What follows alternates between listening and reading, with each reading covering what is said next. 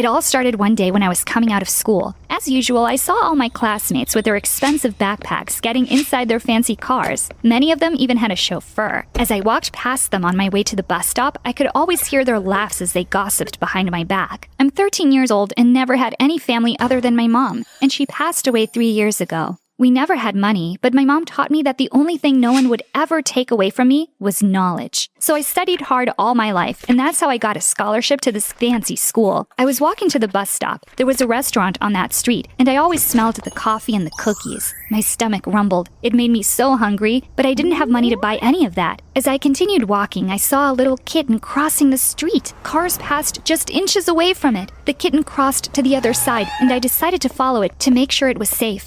I followed it for a couple of blocks until it turned into an alley and hid inside a trash bin. Well, I thought at least it would be safe there, so I turned around to leave, and that's when I saw a black car parked at the end of the alley. There was a man outside leaning against the car, dressed as a chauffeur, and inside, on the back seat, I saw a man and a woman kissing. I learned to mind my own business a long time ago, so I kept on walking. I arrived at the bus stop, and after a moment, the car appeared at full speed and stopped abruptly inches away from me. I realized it was the same car as before, just seconds before I heard a door opening and someone pushing me inside onto the back seat. As the car sped up again, I looked at the man sitting next to me. It was actually a handsome older man, around 40 I guessed. He looked at me seriously, but his gaze looked tired and lost. It didn't make me scared, he was somewhat mysterious. And then he asked sharply, "What do you want?" And that brought me back to reality. "I don't understand," I said. It was true. "What do you want in exchange for keeping the secret?" he asked. "What secret?" I asked. He got closer to me and scanned me from head to toes. "I see," he said.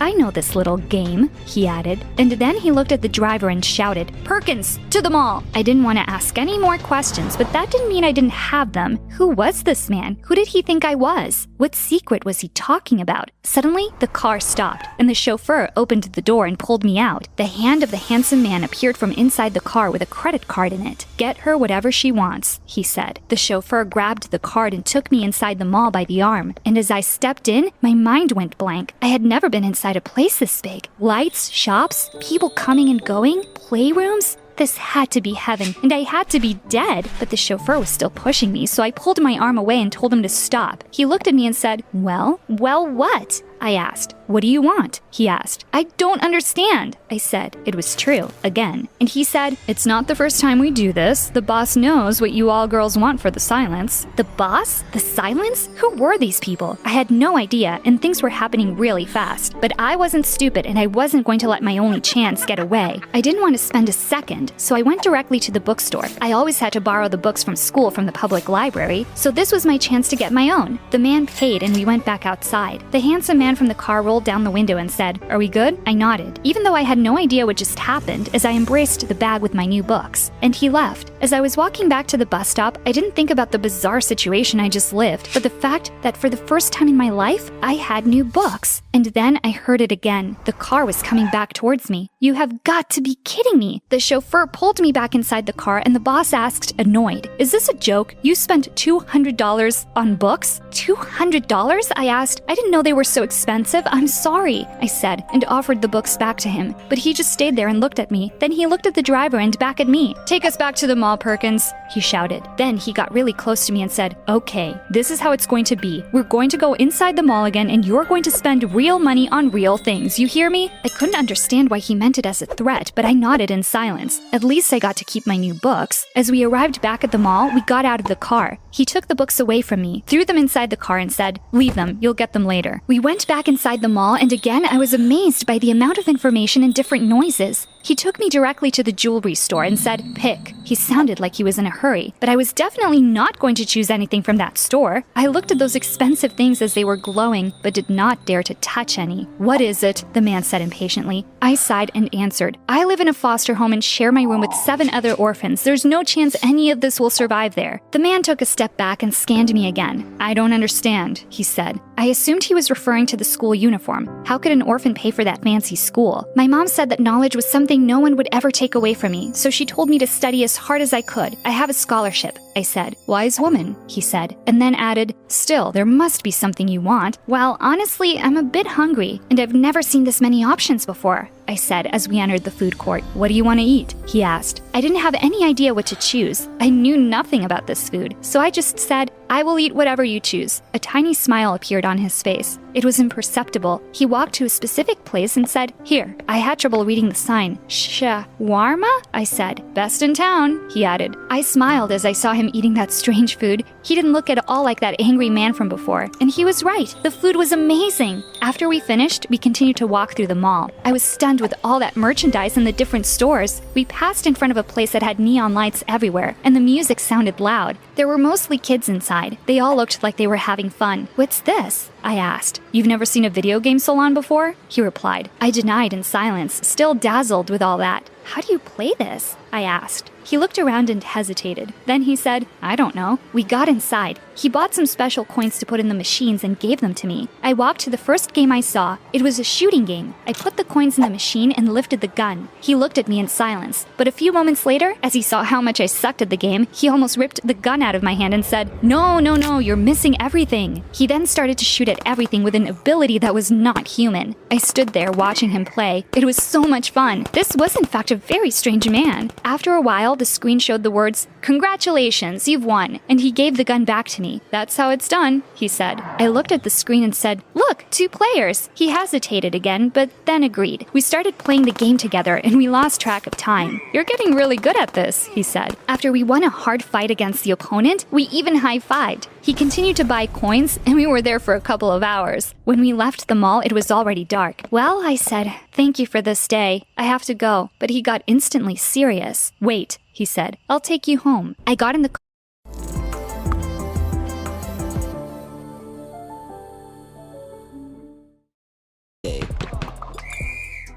I'm destined to be the best player of all time. So if that means I have to start with the worst team in the league, I'm gonna do it.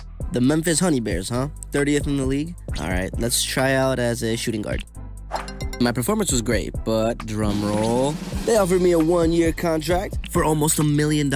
And I'm famous. Everything's going according to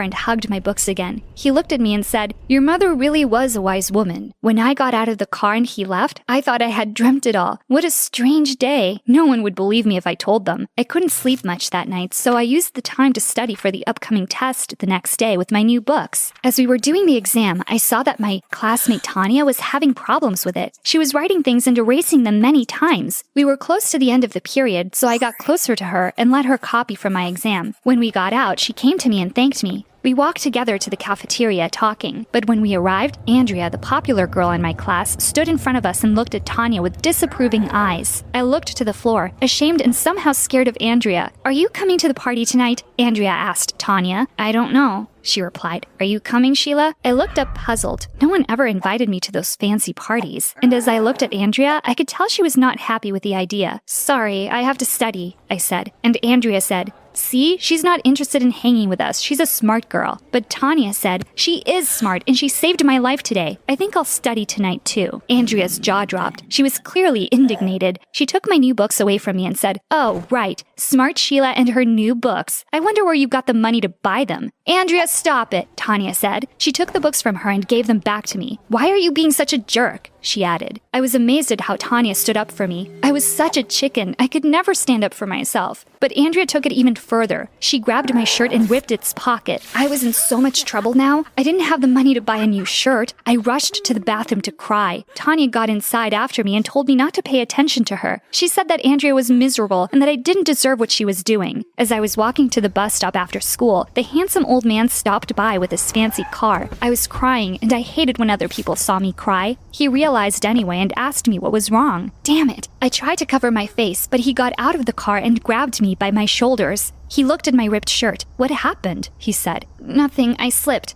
I lied. I've heard that one before, he said, and added, You want to shoot some people? I looked at him and smiled. Absolutely, I said. We went to the mall and the man bought a lot of coins. We went back to the shooting game and played for hours. I hadn't noticed how good it was to release stress. I was having fun for the first time in my life and I didn't even know the man's name. We became so skilled at that game that we even started to have an audience. Everyone cheered and clapped as we passed levels and got the top record. And then we went to eat shawarma. I laughed as I told him I felt tired, like it had been me running through the minefields and not the game characters. He smiled for a second, but then said, "Are you going to tell me what happened today now?" I sighed as I remembered Andrea. She was a horrible person. "There's a girl in my class who makes my life a living hell," I said. "Why?" he asked. But I looked at him with irony and said, "You really have to ask? Because I'm poor, of course." "And what did you do?" he asked. But I replied, "There's nothing I can do. I can lose my scholarship if I get in trouble." But to my surprise, he said, "That's the best lie I've heard this year." "I'm not lying," I replied. But he looked at me intensely and said, "If you don't stand up for yourself, no one will. When I was young, I was the smallest in my class, and I was vulnerable and shy. Everyone made fun of me, and it only ended when I started defending myself. Trust me on this. You have to stand up for yourself, or you will get walked all over." I stood silent. I couldn't imagine this powerful man as a shy kid. I nodded, and then he took me back home. I was still a bit scared as I saw Andrea in school the next day, but when she started to make fun of me at the cafeteria in front of everyone, I thought about the man's advice. I stood up and went straight to her table to confront her. She got up and told me to go away, but instead, I took her orange juice and dumped it on her head. She started to scream and tried to grab my hair, but I dodged her and grabbed hers instead. I pushed her head to the table and told her to stop messing with me. Then I let her go. She stood up, looked at me, but said nothing. She turned around and rushed out of the cafeteria. All the kids there started to clap their hands. I felt relieved, but it didn't last long. A teacher got inside the cafeteria and sent me to the principal's office. I was in so much trouble, but against all odds, I felt good. The man was right. This had to end, and I was ready to face the consequences. As I got to the principal's office, Andrea was already there, waiting too, drenched in orange juice. The principal called us both inside his office and demanded an explanation. But before any of us could speak, I heard noises outside the office. And when the door opened, I saw the last person I could have imagined there. It was the handsome rich man. Andrea looked up too and sighed as she saw him. They exchanged glances for a moment, and I realized at that precise moment, he was Andrea's father. "Mr. Anderson, please come in," the principal said. But when he looked at me, he frowned. I denied in silence. He looked at Andrea and then back at me, and I swear I saw him trying to hide a smile. The principal explained the situation, and he told Andrea's father that if he wanted to kick me out of school, he could certainly do it. "There's no need to do that," he answered. But the spoiled Andrea complained. "Shut up, Andrea," her father said, and added, "You probably had it coming. Get out of here. Tell Perkins to drive you home." Andrea was about to say something, but he looked at her menacing. She gave me one of her killing looks and then left. Then he told the principal that it was okay, that I was probably under a lot of stress. But I didn't like this at all. I was so angry at him.